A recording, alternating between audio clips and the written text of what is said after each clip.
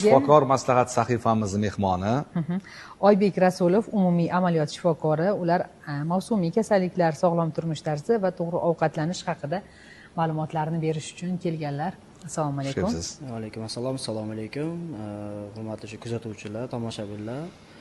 Hop, endi o'sha yoz mavsumida uchraydigan o'sha mavsumiy kasalliklar haqida va to'g'ri ovqatlanish haqida ozgina o'sha ma'lumot beradigan bo'lsak, yoz mavsumida uchraydigan asosan mavsumiy kasalliklardan ko'proq uchraydigani bizda diareya, disbakterioz kasalliklari hisoblanadi va ularni asosiy keltirib chiqaradigan narsalari, sabablari bo'lsa, birinchisi mana issiqda yoki ustol chiqib turgan holatda qolib ketib qolgan ovqatlarni yoki bir ichimliklarni yoki bir meva-chevalarni iste'mol qilish natijasida kelib chiqadigan kasalliklardan shu biri hisoblanadi. Xo'p, endi to'g'ri ovqatlanishga keladigan bo'lsak, endi bilamizki, biz yoz mavsumida issiq bo'lganligi uchun juda ham ko'p terlash holatlari kuzatiladi. Xo'p, endi o'sha organizm terlaganda o'sha biz uchun kerak bo'ladigan har xil makro-mikro elementlar, natriy, kaliy, magniyga o'xshagan o'sha organizmga kerakli bo'lgan elementlar ham o'sha ter orqali qo'shimchaligi chiqib ketib qolganligi uchun insonlarda kuzatiladi umumiy holsizlik, qon bosimi tushib ketish holatlari, keyin mana bosh aylanishi kabi holatlar, shunaqa bir belgilar kuzatiladi ko'pchilikda. Xo'p, endi bunaqa holatlar kuzatilmasligimiz uchun birinchi navbatda biz nima qilishimiz kerak? To'g'ri tartibda shu yo'qotilgan energiyamizni tiklashimiz kerak. Ya'ni kim xalq tilida aytganda mana bezgaz deb aytamiz, o'sha gazlanmagan oddiy mana gazsiz ichimliklardan foydalanib turib o'rnini to'ldirishimiz kerak. Lekin bizda hozir mana xalqimiz ko'proq yo'l qo'yadigan xatolardan bittasi nima bo'lyapti? Energetik ichimliklarni, mana kola, fanta, har xil mana rangli ichimliklarni ko'p suv iste'mol qilish natijasida buyrak, yurak, jigar kasalliklari va siydik tosh kasalliklarini miqdori foizi ko'payib bormoqda. Shu mana kuni kecha o'zimizda kuzatilgan holatlardan bittasi o'sha bitta bemorimiz klinikamizga kelishdi. Shu kelishgandagi muammolari qon bosimi yosh bo'lishiga qaramasdan 160-170 ga ko'tarilib ketgan. O'sha siydiklar rangi ham o'zgarib, qizarib ketgan, keyin o'sha belda og'riq, yuraklarda taxikardiya bo'lyapti. Endi holatdan chiqargandan keyin biz ulardan sekin anamnez yig'ib turib, nimalarni iste'mol qilasiz desak, do'konda o'tirganimizda kun davomida 2 ta 3 tadan shu energetik ichimliklarni suv iste'mol qilish natijasida shunaqa kasalliklarni keltirib chiqarib qo'ygan. Yana bitta kuzatilgan holatlardan bittasi, mana bitta yosh qizimiz kelgan, o'sha homilador bo'lish muammosi bilan. Endi ularda nima muammo bo'lyapti deyiladigan bo'lsa, muntazam ravishda kolani suiiste'mol qilib kelganliklari uchun, gazli ichimliklarni iste'mol qilib kelganligi uchun organizmda insulin miqdori oshib ketib qolganda polikistik avariya sindromi degan kasallik bo'ladi. O'sha narsa chaqirib qolgan.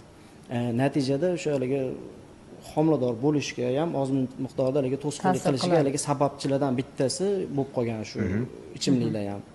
Endi demoqchimanki, organizmda yo'qotilgan suvsizlikka ko'r-ko'rona har qanaqa ichimliklar bilan to'ldirmasdan mumkin doimiy ravishda o'sha gazlanmagan ichimliklardan ichishimiz, ayron, qatiqlardan yoki tabiiy sharbatlardan, shakarsiz kompotlardan ko'p miqdorda iste'mol qilinadigan bo'lsa, maqsadga muvofiqroq bo'ladi. Juda ham yaxshi.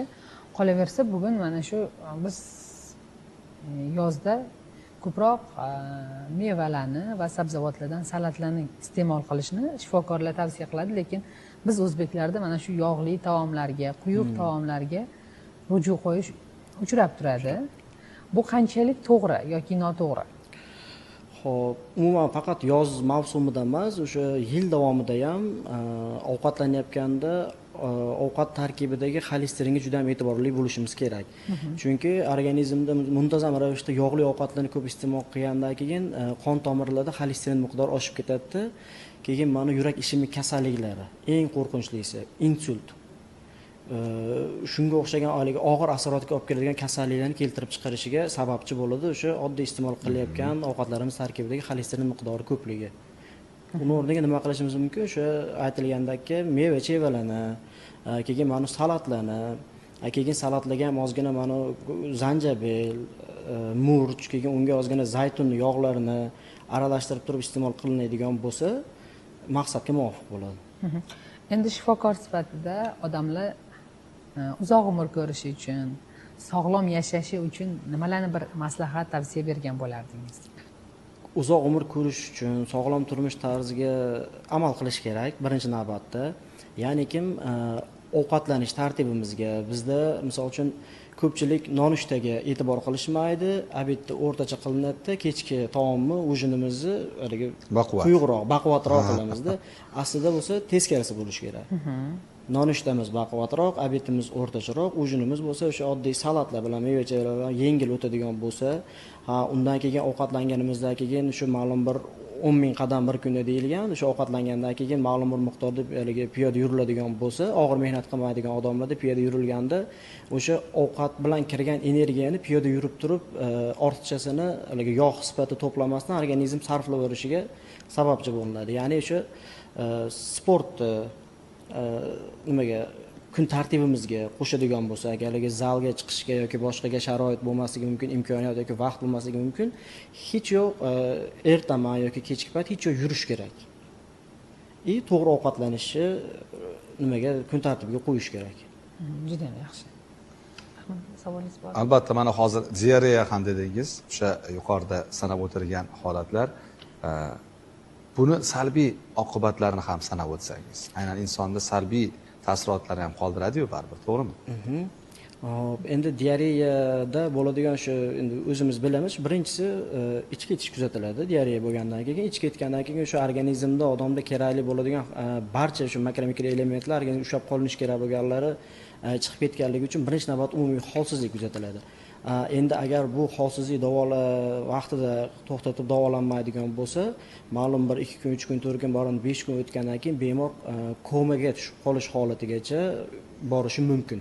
Isitmasi ham ko'tariladi. Isitmasi ko'tariladi, umumiy holsizlik bo'ladi. O'sha eng oxirgi asorat sifati o'sha haligi komaga tushib turib, o'sha infeksionniy bolnitsiyalarga yoki bir boshqa reanimatsionniy holatgacha olib borishi amaliyotda ko'rganmiz, kuzatilgan ham. Keyin ko'pchilik qo'shnilarni tavsiyasi bilan dorilarni iste'mol qilishadi yoki qandaydir bir mahalliy davolanmoqchi bo'lishadi. Shifokorga borishmaydida, uy sharoitida o'tib ketadi degan holat borda bizda. O'zlarini o'zlari davolashmoqchi bo'lishadi. Ko'r-ko'rona qo'ni-qo'shnilarni yoki bir haligi dorixonadagi ishlaydigan bir nimalarni maslahati bilan emas, albatta o'sha oddiy bosh og'riq bo'lsa ham yoki arzimagan narsa bilan isitma chiqayotgan bo'lsa ham organizm bizga signal beryaptiki, qayerdadir yallig'lanish jarayoni ketayotgani haqida. Albatta shifokorga murojaat qilish kerak va shunga asosan davolanish kerak. Ko'r-ko'rona har xil narsalarni iste'mol qilish ham salbiy oqibatlarga olib kelishi mumkin. Endi to'g'ri ovqatlanish ratsioni bo'yicha ham gaplashdik, yurak ishemik xastalik kasalliklarini ham orttirish holatlarini ham gapirib o'tdingiz, gazli va energetik ichimliklar salbiy tomonlari. Endi qandli diabetga ham bir to'xtalsak, bugungi kunda aholi orasida bu kasallik yosharib boryapti. Bunga munosabatingiz qanday? Bu kasallik o'zi nimadan kelib chiqyapti? Xo'p, qandli diabet kasalligini asosiy keltirib chiqarayotgan narsa qondagi glyukozaning miqdorining oshib ketishi natijasida hujayraning ichiga kiradigan glyukozaning miqdori ko'payib ketib qoladi. Ya'ni kirishga ulgurmay qoladi.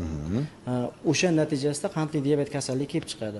Xo'p, endi qandli diabet kasalligini asoratlariga to'xtaladigan bo'lsak, asoratlar asosan qon tomirlarda, diabetik angiopatiya deydi, keyin mana ko'zlarda eng qo'rqinchli asoratlardan bittasi buyraklarda kuzatiladi. Ya'ni diabetik nefropatiya deydi, vaqtida e'tibor qilinmaydigan bo'lsa, qaralmaydigan bo'lsa, o'sha hattoki buyraklariga ishlamay qolib turib, gemodializgacha, ya'ni sun'iy apparat orqali buyrakka ishlatishgacha olib boradigan xavfli kasalliklardan bittasi hisoblanadi. Endi buni ham asosiy keltirib chiqarayotgan narsa nima deyiladigan bo'lsa, birinchisi o'sha hozir aytganimizdagi uglevodga boy mahsulotni suiiste'mol qilish. Undan keyingisi stress. Ya'ni o'sha organizm nimadirdan bir qo'rqib ketadigan bo'lsa, birdaniga yoki kuchli qanaqadir bir doimiy stress yuriladigan bo'lsa, kortizol gormoni organizmda ko'tarilib ketayotganning hisobiga insulinga rezistentlik oshib ketadi va natijada qandli diabet kelib chiqib qoladi. Shunga doimiy ravishda e'tibor qilinadigan narsasi birinchi sog'lom turmush tarziga, ya'ni sog'lom ovqatlanishga e'tibor qilish va imkon qadar o'sha stressdan, siqilishlardan, qo'rquvlardan odam o'zini chekkaroqqa tortib yurish.